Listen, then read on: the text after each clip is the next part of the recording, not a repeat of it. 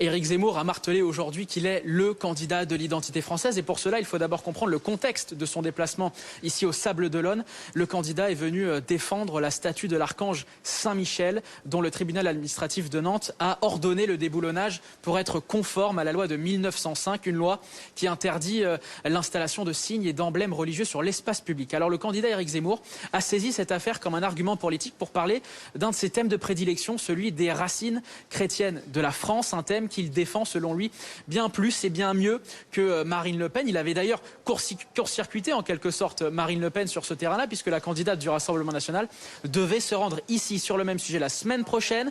Déplacement reporté depuis que la candidate RN a appris le déplacement plus tôt d'Éric Zemmour ici. Le candidat du parti Reconquête a notamment ciblé Emmanuel Macron et Valérie Pécresse sur leur méconnaissance de l'histoire de France. C'était lors de la deuxième réunion publique de la semaine. Écoutez Éric Zemmour. J'offre une caisse de cidre à celui qui me trouve une véritable différence de fond entre Valérie Pécresse et Emmanuel Macron. Entre la centriste techno et le centriste bobo. Entre celle qui fait de l'islam une religion française et celui qui affirme qu'il n'y a pas de culture française.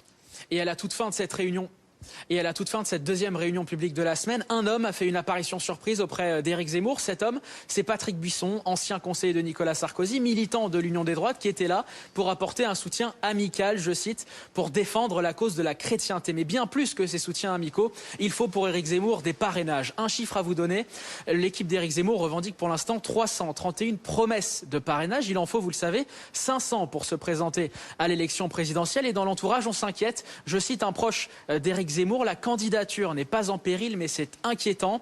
Et l'enjeu de la présence ici de Philippe de Villiers en Vendée, lui qui est ancien président du Conseil général du département, eh bien c'est de convaincre les maires de ce département d'accorder aussi le parrainage à Éric Zemmour en vue de l'élection présidentielle.